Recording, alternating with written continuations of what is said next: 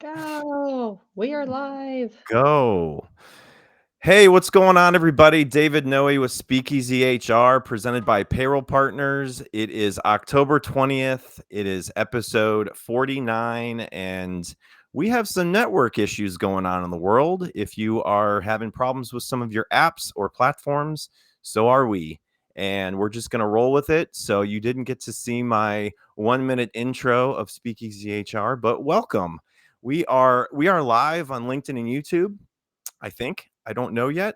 So if you are watching live, um, if you are watching live, we would love to hear from you. We had over 100 people sign up to be a part of this amazing episode with my guest, who I am so thrilled to have on. She and I have connected for the last maybe year or so. And so we got her on the schedule for Speakeasy HR, and she is here. So, Casey Webster, welcome to Speakeasy HR. Thank you so much for having me. It's crazy. When we first scheduled this months and months ago, I thought, oh my gosh, that's like in a year, but time flies. I Time know. flies. I can't believe it's almost holiday season and I know. And the weather's changing. We're in the Midwest, right? You're in Ohio. I'm in yep. Kentucky.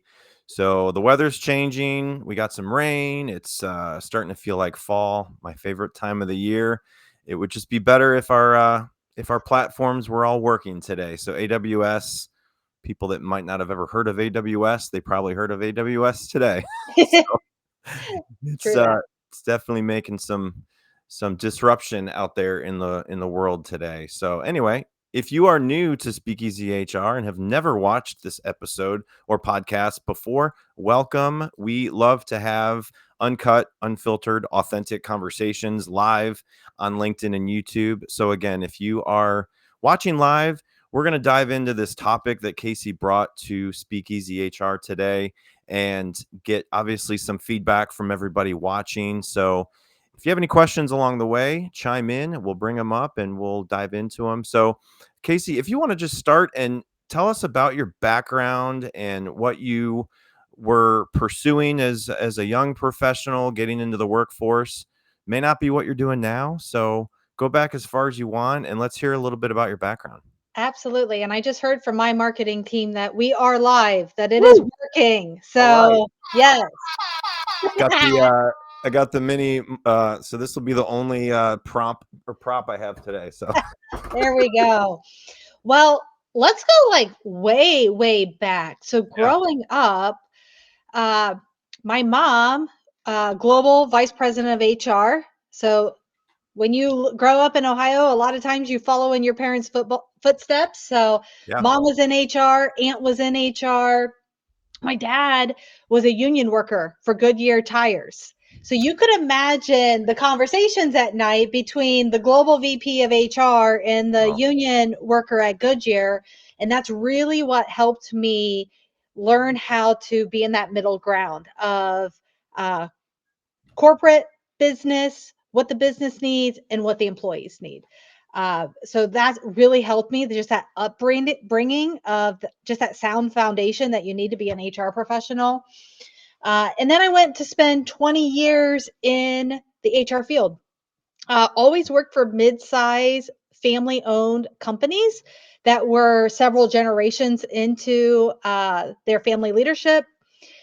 And then you just have that calling, like, I feel like I could do more or there's something. And working for family owned companies, you see what they're doing in the community, you're building somebody else's legacy, right? And I got to that point where I was like, I want to build my own legacy, and but didn't quite know what I was going to do. At first I thought I'm going to be an HR influencer and I'm just going to post stuff and I'm going to make money cuz all these young people that are doing it, they say it's so easy. And yeah, it's not easy, David. no. That's If it's it not. was easy, everybody would be doing it if it was that Right, easy. right. So I was like, okay, that's not going to work. And then I had as I was working, and we had all of these open positions working in manufacturing. We're bringing people pretty much right out of high school onto production floors.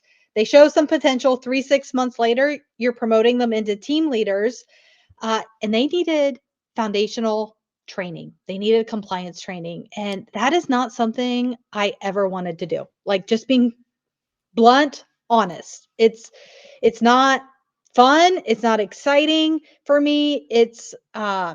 And if I'm going to be bored training it, like, you don't want to listen to me train, right? Like, that's going to be even more miserable for you. And so that's when I invented the employment law escape room. My team leaders loved it. I got talking with the CEO of the company I was working with, and I was like, I think this whole gamification and thinking about HR through more of a sales and marketing lens is really something unique and different, and that the world needs. And I went to Disney after that conversation with my boss, and we're standing in front of Cinderella's castle and Rapunzel singing "I've Got a Dream" and the fireworks are going off. And I went into work that next Tuesday and resigned. And here I am. Wow. So what's been the last couple of years been like with your journey, and what's maybe the biggest thing you've learned for the last couple of years you've been doing this? Yeah. So really there's two sides of my business of what, I've worked on creating. The first side is the HR consulting, fractional HR, with the brand new launch of 10X Talent Community this past week, which I'm super excited about. And it's really looking at HR as like um, through the lens of sales and marketing. So Yep. I believe truly in my heart, and people throughout my career were always like, "Why aren't you in sales? You should be in sales. Like, why are you in HR?" And I'd be like, I am in sales. I'm in HR. Like, I have to sell and market to people every single day. And I'm Yep. not talking about just in recruiting. We're talking about in the business to retain. Yep. How do I constantly talk about our benefits and communicate so they understand the value of that? So when they hear this beautiful, shiny offer out here, they really understand, like, what am I comparing it against? And, oh, I've got it pretty good here. Or, our managers are really our product. Yeah. We always say people leave managers, not companies. And so, how do I groom my managers, develop my managers so we don't lose customers, Yeah. our employees? And so, it's really reframing HR through the people and culture sales system. And what I want to help HR professionals do is learn how to be business leaders. They're business leaders first who run the function of HR. And I know that's what we're going to be talking about a lot today. So it's been fun developing that whole sales and culture and people sales system, Yeah. along with the talent HR community, where we can teach people how to become business leaders running the HR function. And then, of course, we could talk all day about the gamification of how you take really boring topics, or even any topic, just anything that's important. We really need to sink in and turn it into an actual physical game, like the recruiting bank heist. Instead of teaching them how to write interview questions for the jobs that they recruit for all the time, let's have them recruit a team to go rob a bank. So we Yeah. do like a bank heist game. So we can have a whole nother podcast someday on the gamification side for sure. But I know we're here to talk about strategic HR today. Absolutely. Yeah, you've been creating some very interactive, fun approaches to boring topics in HR, and I love it. I wish this was around a long time ago, but here we are, and you are here to help everybody learn along the way. So I do have a fun transition slide, which isn't going to work probably. Um, so we're just going to wing it because we're going to play the envelope icebreaker game to hear what we can grab out of these questions and learn a little bit more about you, Casey, as a person. So Okay. 1 through 15, these are brand new questions for season 2 of Speakeasy HR. So what number are you picking, 1 through 15? 14. 14. Okay. Have you watched other episodes? Because I feel like 14 gets picked. It's okay though. It's a great question. Um, okay. What's one thing you can't live without on a work day? AI. It's When good. AI is down, I get to the point where I'm like, I can't even write an email. Like, I don't even know where to start. And Well, I mean, if you use Canva, I think Canva's having issues today. This platform's having issues today. So, yeah, AI is very important. And as you said, HR can be very strategic. So, things like AI can eliminate the redundant, boring pieces of a job and help people in HR be more strategic Mhm. and make an impact. So, all right, what's another question? 1 through 15 outside of 14. What do you got? We're gonna do two. 2. I don't think anyone's picked 2 yet. Good job. All right. Let's see. What would your personal tagline be? Oh Think something gosh. you put on a t-shirt or in a bio that sums you up. Hmm. What's your $1 million t-shirt idea? You know how many times in videos too I've been like, that should be a t-shirt. I know. And this is hard because there's really two. Like, so the one I use on the training side a lot of time is training that doesn't suck, just to be Yep. completely blunt. Yep. The strategic HR side, um, I'm trying to like put it into a phrase, but my frustration on that side is like every single business book out there says people are first. People, people, people, people strategy, people like yet HR is the last to get funded and training is the first thing that gets cut when we have a slow Yeah. time. And so it's that turning us into like what we actually preach. Hmm. Like if people are first, you can't outsource HR. Like, I was at a conference the other week and somebody was like, "Yeah, our HR is done overseas." And I'm like, "What?" Like, especially in the United States, our employment laws are so complex. Oh yeah. We have a hard time keeping up with it. So to try to translate that to somebody overseas is even more challenging. So I might Yeah. have to like get back to you and write it in the comment of something clever, but it's kind of like walk the talk. Do you really value people? Right. Your actions tell me if you do or not. Well, we'll see each other at an upcoming event, the HR Trifecta, November 12th in Northern Kentucky. For those of you around Cincinnati, Northern Kentucky, maybe by then you can have the shirt and you can have it at the event. There we go. All right, I'll make you a matching one. There you go. Perfect. Yeah, I will be there, probably introducing you. So, again, if you're looking for an awesome local HR event and you're in the Northern Kentucky, Cincinnati area, HR Trifecta is being put on through the Northern Kentucky SHRM and Northern Kentucky Chamber of Commerce, that I'm the HR 100 chair committee. So, awesome event.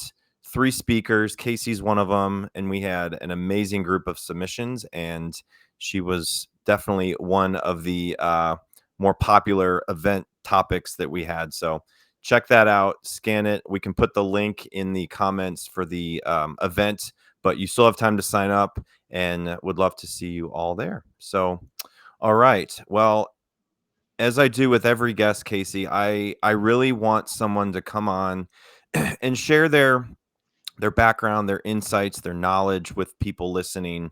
And it really helps us develop the topic and what is really your passion right now in your work. And so I loved when you brought this topic to the podcast. The top shelf topic today is aligning business goals with HR strategies for 2026. And no matter if you have this topic or somebody else, everybody's going to have a different opinion, different insights, what they're going to feel valuable in this topic. So let's start here. When you look ahead to 2026, we're not very far away. What Yep. do you see the biggest opportunity for HR to truly align with business goals, not to just support them? Yeah. So, and I know Daniel put a comment in here. Do you really value people for the t-shirt tagline? So, Daniel, I love it. Well, Yeah. Thank you, Daniel. yes. So, biggest opportunity for 2026. First of all, AI, AI, AI. Uh, how do we use AI to get us out of this administrative trap that we've been in for a long time? AI is not going to replace us. It is going to allow us to be strategic Yep. because it's going to take on some of those tasks that take us hours to do and simple things, writing a job description. We can output it within a couple seconds. We can say, tweak it, and we're done versus spending, I don't know, what do you think, 30 minutes, 45 minutes to write one from scratch and update it. Um, so figuring out ways that we can get out of that administrative trap so we can become more strategic Yep. is should be the number one objective for every single CHRO, VP of HR Yeah. out there. Yeah. Absolutely. And I knew we wouldn't go through this whole topic without talking AI. So you brought it up after the first question. So I'm glad, and I'm sure people somewhat are maybe concerned about their job and how that's going to look with AI. And so I think you can either lean into it and really be proactive, or be reactive if something happens that you're not prepared for. So you Yes. talk a lot about connecting people strategy to growth. How can HR leaders start having those conversations with executives now to really get a seat at the strategic table if they don't have one? Yeah. So right now, as we're a lot of companies are doing the January 1st with new business goals, and those CEOs are talking to those shareholders and board members and starting to make promises, right? Of we're going to grow X. We are going to um, go into a new market. We are going to build another plant. Whatever those different objectives that they are bringing on. And from an HR seat, what we need to do is we need to take those objectives and go figure out how can we put in HR strategies to help my CEO reach these goals. Yep. It's not, okay, here's our laundry list of things we've always been saying we want to do in HR. We actually need to connect it. So I think, like, for an example, maybe you have a new product getting launched this year. And in order to launch this new product, we need to have all of our engineers staffed and trained, right? And we know sales has already put together their revenue projections, right? Like they've worked with engineering and said, okay, if we can get this product, here's what the market's saying, here's where we can price it. Here are people that are already asking for it, waiting for it to be released. Like all of that number work has been done. Otherwise, we wouldn't be building a new product. Yeah. And so for HR, if one of your areas is like, hey, we keep having these engineering openings, have we can't get relocation approved, but we have all these engineering positions opening. And it's like, go talk to that VP of sales and VP of engineering and say, hey, every day that this product isn't launched on time, how much does it cost us in sales? Mm-hmm. Oh, okay. So if I want to go spend 20%, 25%, 30% on an external recruiter, and it's going to cost me $60,000, and I want to add a relocation package that's going to cost 40,000. I need $100,000, but maybe it's only, but and that sounds like a lot of money, right? If I just go to the CEO and say, "Hey, I need $100,000 to get these engineering roles filled," but if it's going to cost us that per day, if we miss the launch, they're going to go, "Okay, you can have it," Yeah. right? So it's going and working with those business leaders to understand, what are you trying to do? And if I don't hold up my part in HR, what's it going to cost us? That's how we get things sold at that C level. Yeah. For those of you watching live, we have some great comments in the comments section. So thank you very much. Um, we have Daniel in Nigeria. Welcome. Great to have you on. Blanca is in Ohio. Welcome, Blanca. Thanks for joining. So if you have comments, questions as we go through this with Casey, let us know. But for those of you who have not watched Speakeasy HR before, this is rolling. I hope that we get through it without any network issues, as a lot of people are having problems today. But welcome to Speakeasy HR. Love having Casey on today and diving into her topic, really aligning business goals with HR strategies for next year. So, Casey, in your experience, what are the biggest signs that HR and business strategy are out of sync, and how can leaders quickly, correct that? Yeah. So I think what you're really wanting to do is look at each one of your objectives. Are they directly connected to a business objective or not. So I use this example like in banks. Um, a lot of times in HR, we want to put together volunteer programs. But why do we want to put in a volunteer program? To allow our employees a day off for 8 hours to go work in the community. Um, but if I take that to a CEO and I say, hey, I want to let everybody off one extra day and we're going to pay them, they're going to be like, yeah, that is great. That is, good for the greater good. But like at the end of the day, like most people wouldn't say this, but they want something out of it. Yeah. Oh yeah. But if I go to that, let's say I work at a bank and we're a local bank and we're trying to compete with the big names, what makes us unique is that community involvement, right? Yep. And so if we're trying to increase our deposits and get more people to deposit money to our bank locally, how I could go pitch that to the CEO and say, hey, we need to be out in the community in our shirts showing that we are the ones showing up for our community. We're Right. the ones sponsoring the little league baseball team, and their t-shirts say, Bank Troy, whatever. And so those are the things where if I just ask for a volunteer program because it feels good and we know there's benefits to it for every company. I mean, you Right. get brand awareness, there's all these things. But if I can't directly tie it to an initiative like the banking initiative of I want to increase deposits, then it's going to be really hard to uh, get that sold at the C level. So when you look through your objectives and you're looking for like those misalignments, I want you to ask on each one of those objectives, which one of the CEO's goals does this directly tie to that I can speak to? And that is what I am constantly speaking to when I get in front of my peers and also that CEO. Yeah. So data-driven HR is a big theme right now. Mhm. And so what kind of data should HR leaders be tracking to drive smarter decisions in the workforce? And what's often overrated? Yeah. So one of the biggest overrated is time to fill.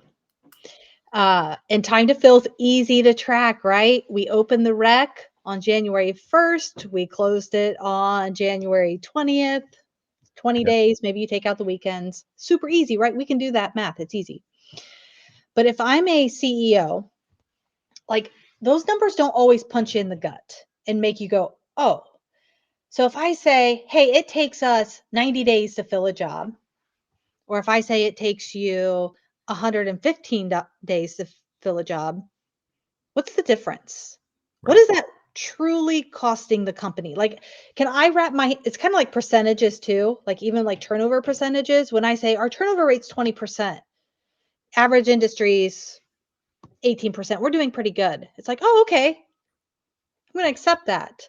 And I'm not gonna get too worked up about it. But what is that really costing us? Yeah. So for an example, like how do we talk about that differently? How do we talk about time to fill? Because if I just go and say it's 90 days and I want to get it down to 60 days and it's going to have all these benefits, but I'm generic about it, it's like, okay, but I could buy this piece of equipment and it's going to output this many more widgets and it's going to make me this much money. Hi, I'm Carmen Hudson. I'm the host of the Recruiting Book Club, and we're starting our second season. I'm so excited to bring to you another set of guests of recruiters who have written books. We are excited to have some very special guests this season. We've got Shally, we've got Craig Fisher, James Ellis, and quite a few other people that we're going to bring on board to tell us about what they wrote, why they wrote it, and maybe we'll veer off into a conversation about recruiting on all types of topics and subjects that happen in our industry. So I hope you can join us. I'm excited. Yeah. I'm going to choose that. Sorry, HR, right? And so um think about how can we do this? How could we measure it different? So let's think about like a sales role. You know, if you go talk to your VP of sales, they are going to be able to pull every single sales member's budget and their sales goals, and Yep. go look at your last 10 hires. How long did it take them um, to hit their quota? and that's our onboarding time, right? We take an average of that, and then we can say, look, it takes us 90 days to get them to be able to meet their quota. It takes us 6 months to get them to meet our quota. And it takes us typically 90 days to fill it. So every single time we have a rep open, it's 9 months of missing. What is their quota? How much do they need to hit in sales? 50,000 a month. Okay. 9 months times 50,000. That is how much we're losing by not having the sales rep filled Yeah. in trade. Yeah. Okay, now I'm going to go ask for my recruiting money, or I need more sourcing money to be able to put more ads on Google ads and things like that. So think about, like, I'll never forget, when I was still in corporate, where the executive team was around a table, and my VP of production was like, every single day we do not have these 18 production jobs filled, it is costing the company directly to the bottom line through to productivity $18,000 a day. And I was like, that hit me in the gut. I was like, $18,000 a day. Yeah. Like, what? Like, that's, if I say, we have 18 openings, okay, Yeah. it doesn't, like, I mean, it does hurt, but it's still not. But if I say $18,000 a day, it's like, oh. And that CEO, after John said that, he goes, Casey, what do you need? What do you need to fill these roles? Right. Change the conversation. Yep. Absolutely. Definitely will change the conversation really quick. Yeah. Have a question from a viewer in the crowd from LinkedIn. Curious how you think about the non-GTM roles where the value might be a little squishier. So you're thinking about, like, where it's not as easy to tie it. So if you could, in the comment, like, give me a like an example, because I think there's probably a way that we can come up with a number Yeah. somehow. You think about customer service reps. You Yep. know, how many calls are they taking? What's the wait time? How many people are hanging up because they're tired of waiting, and how does that impact sales? So Yep. sometimes we just have to unpeel that onion deeper to figure out, where do I find the cost, because we wouldn't have that job Right. if it wasn't having a bottom line impact. Absolutely. Yep. And every department probably has a way to come up with their own unique example, right? So that Mhm. said, okay, a copywriter, creative marketer, someone who staffs a podcast or other podcast content output.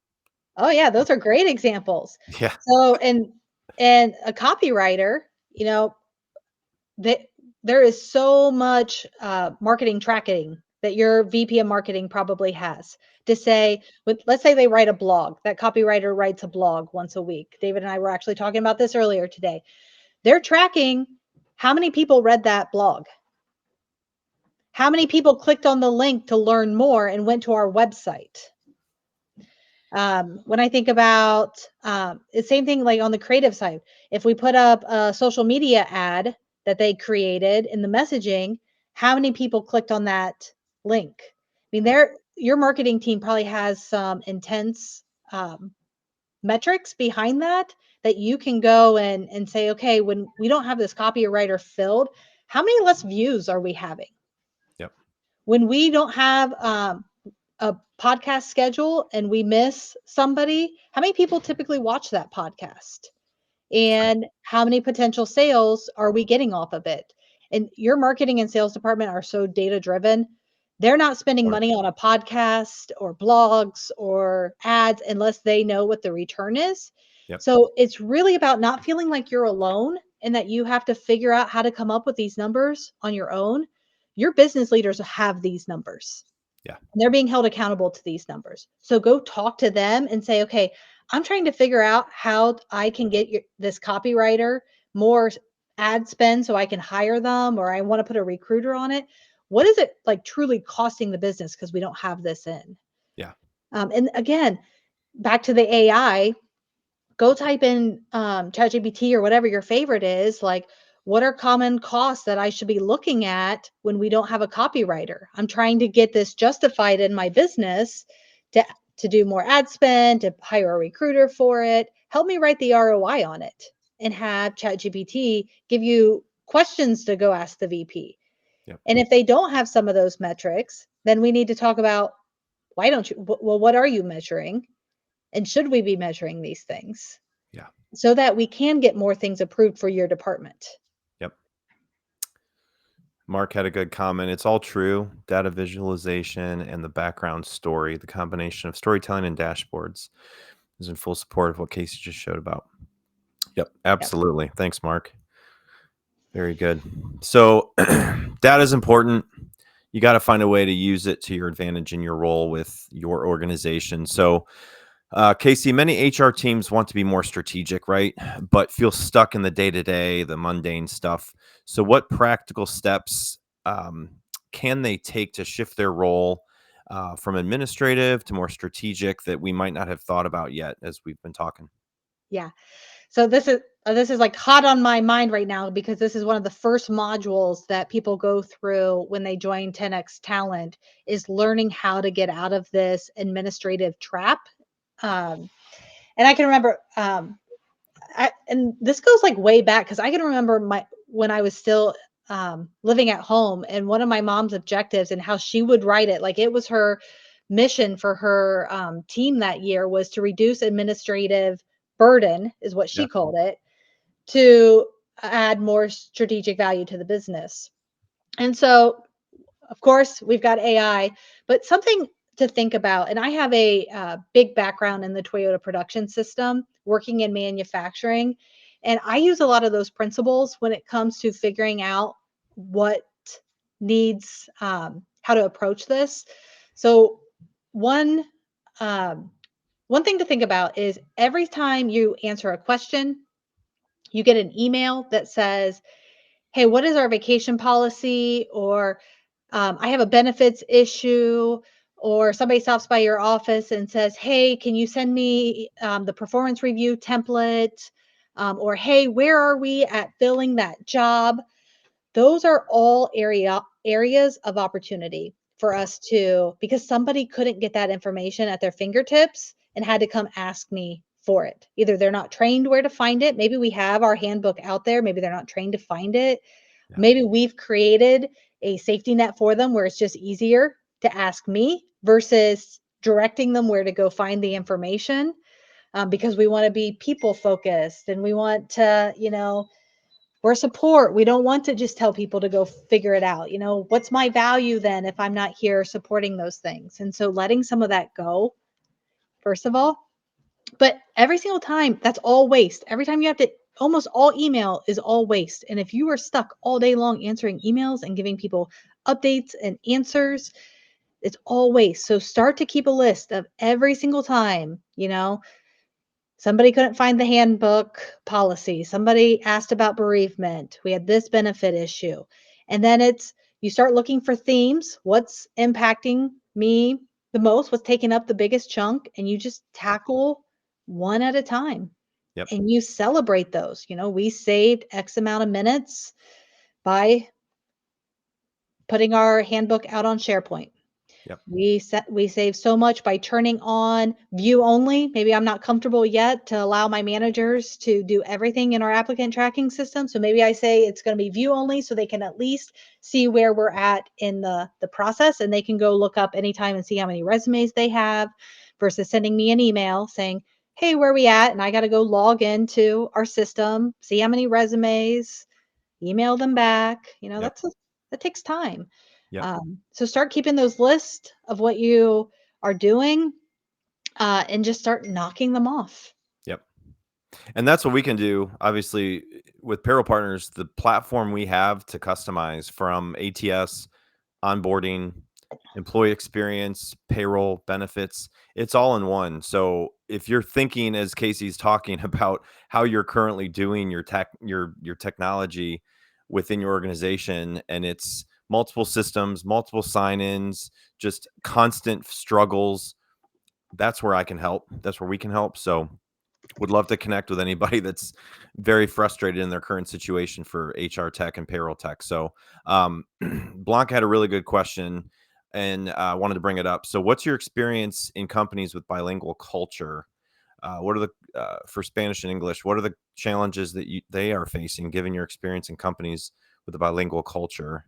Um, I think it cut it off, but what are the challenges they are currently facing? Yeah. So what I go back to, I can remember this was probably 15 years ago. We had just bought a company in France. And I remember how challenging it was at that point, just where we were from a technology standpoint, you know, of how where we could go to find things to get translated, Yeah, finding somebody. That was really, really challenging back in yeah, the day. yeah, I know where I'm at, in the Midwest, we have a huge Haitian, population as well, and this is, AI, I'm gonna say it again, this is HR's dream right now, because we actually have a starting point where we can throw something in and say, "Translate it," translate the handbook, translate this communication. yep, um, I could throw 2 different conversations in, like, "Hey, analyze this email chain," and I feel like it might just be um, a translation issue going on, that they just don't understand each other. So I can use AI to help me analyze, like, conversations back and forth. Um, but I think that is, uh where HR can really, step in and have more tools for them to be able to translate things faster. And we can't trust it perfectly, right? There's always yeah, those nuances, but at least I have a starting point, and I can go to somebody that is bilingual, yep, and pretty strong within my organization, and say, "Hey, does this make sense?" Um, I've also, like, one of the things we struggled with, as well, is like meetings. When you bring in a English only speaking, um, speaker, for an example, and you pull everybody in, or you're doing open enrollment and you have an English speaker, you know, there are AI technologies out there now where you could have a screen up and it's translating while you are speaking. And so is it the greatest experience that they are reading it while you're speaking? No, right, but it's a step better than them not being able to understand it at all. right. Um, so there's a lot of different, there's a lot of different angles we could go on this question. Yeah, definitely. Um, so shifting to engagement, because that really is what a lot of HR professionals in their organization has as part of their responsibility.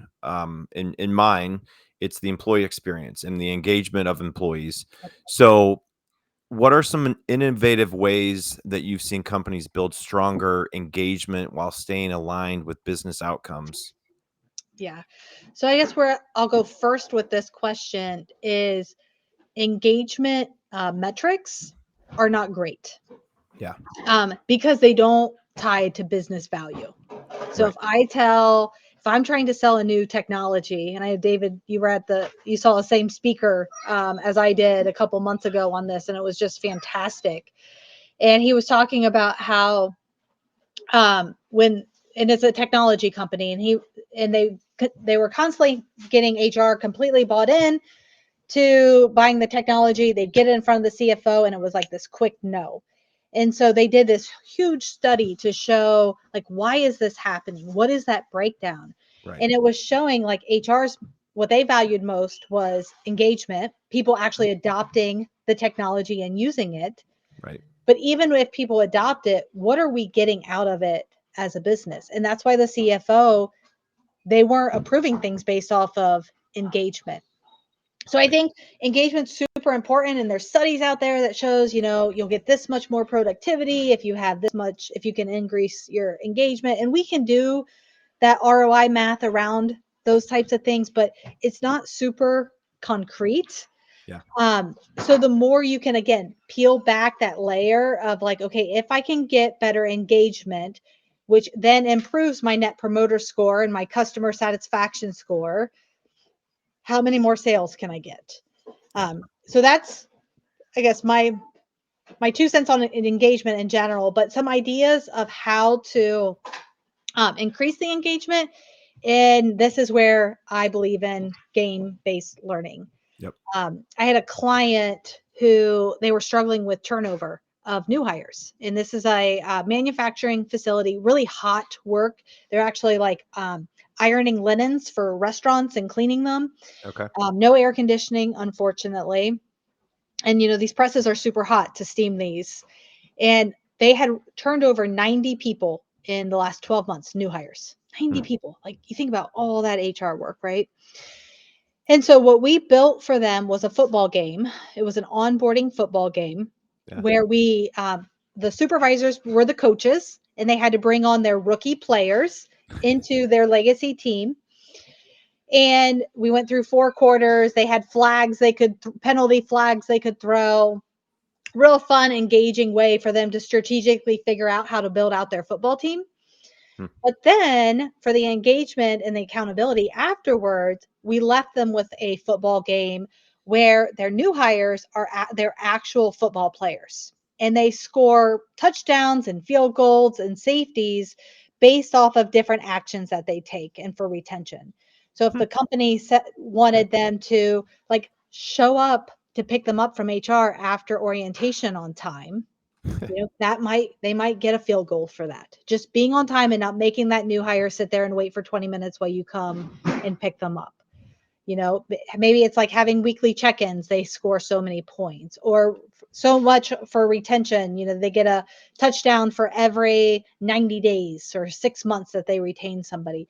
So they can all see on the coach's score card where they're all falling with their peers. And so it gets that competition between those supervisors to try to retain. And there are, the biggest thing when we were creating that is we didn't want bad behavior. We didn't want people retaining because it was going to impact their retention if they needed to get rid of somebody. So there are things built in as well for that healthy turnover when we do mishire. So think about ways that you can take and turn it into a game. Yeah. Very good. Angela has a good question. Do you think adding HRIS roles in HR will help grow the adoption and deal with gaps of learning and using AI in HR departments?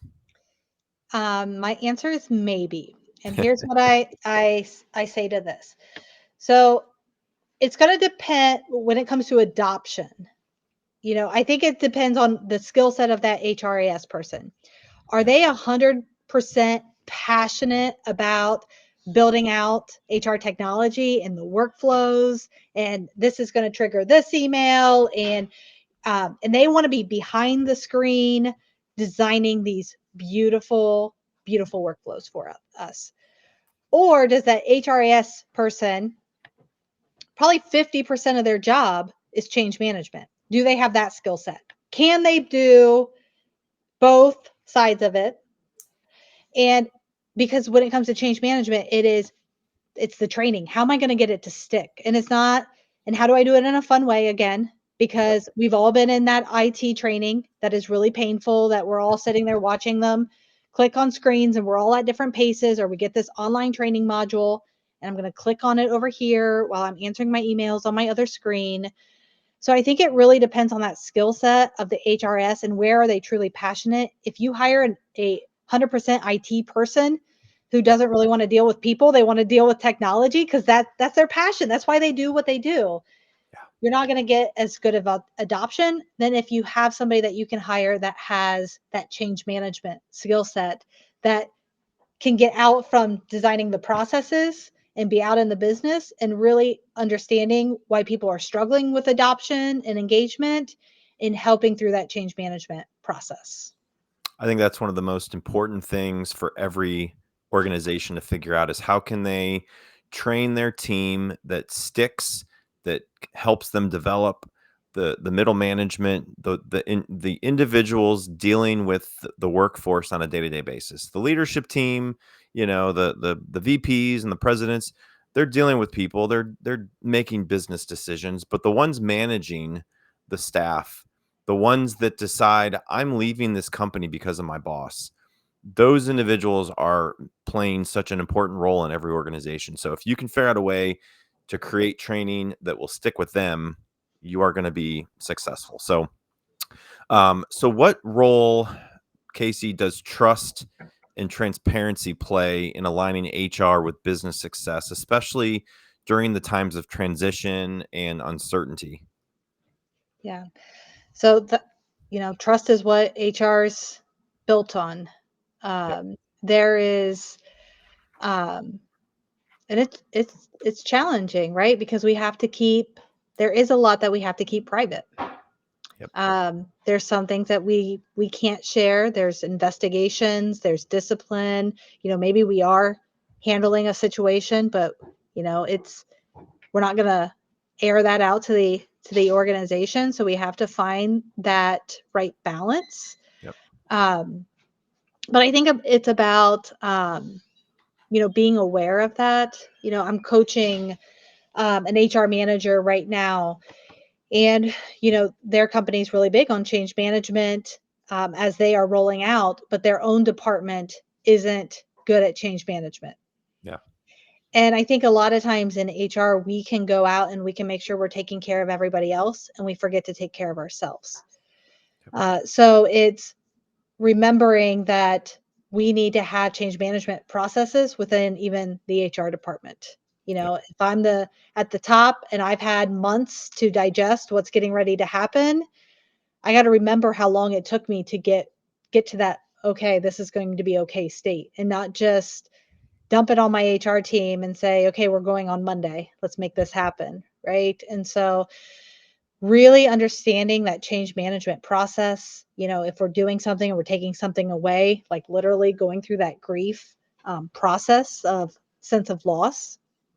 And as much as, no surprises as possible, there are times when we have to do those things, but um, we just always have to be trying to communicate, and when can I share what, and then thinking about it can't be a one-time communication and they're at the same place that I am, Yeah. because it's taken me, I've been thinking about this lot longer than they have. Yeah.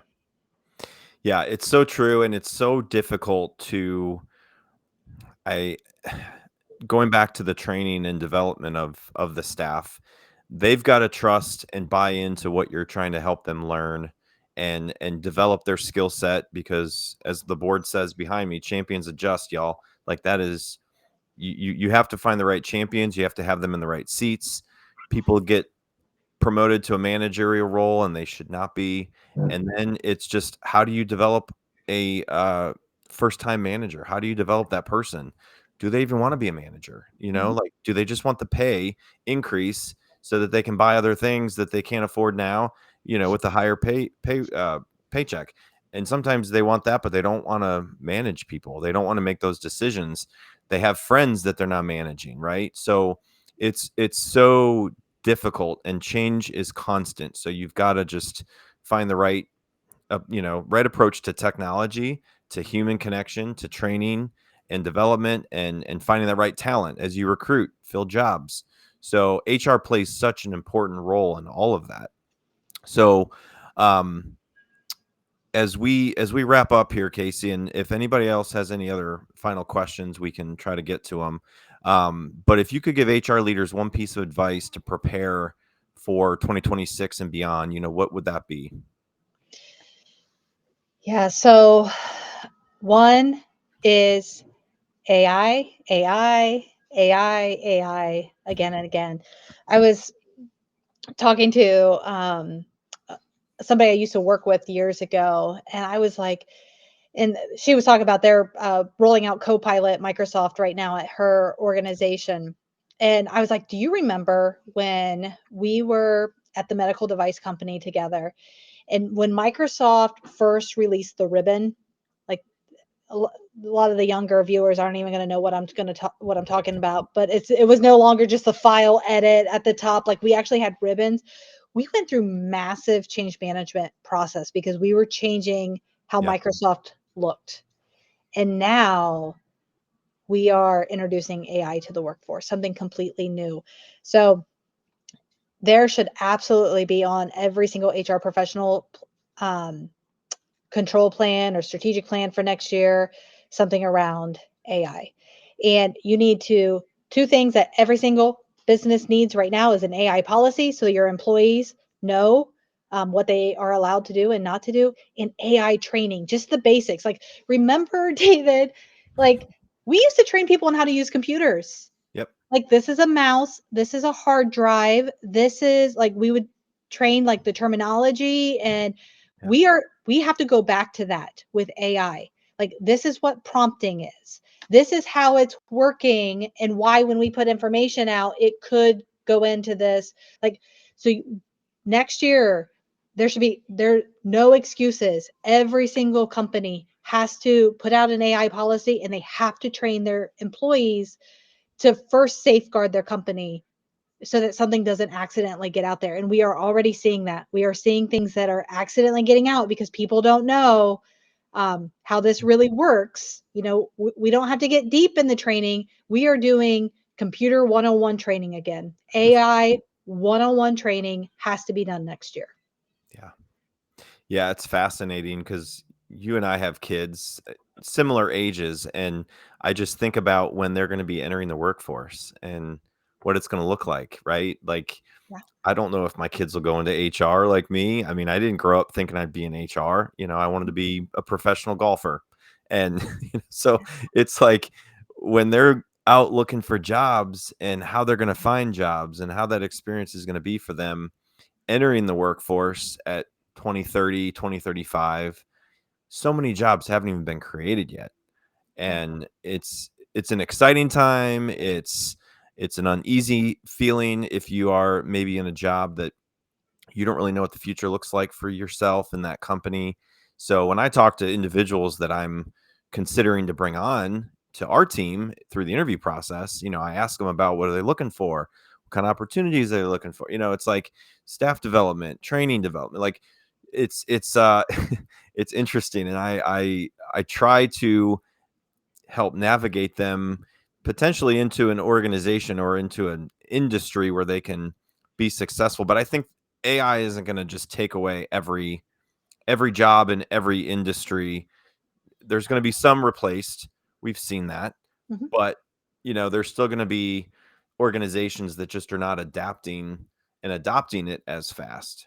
Yeah. So just because Yeah. AI is out there, every organization is not just going to flip the switch, right? So One of the modules that we teach in the 10X talent community is around the future of how people are applying for jobs and looking for jobs.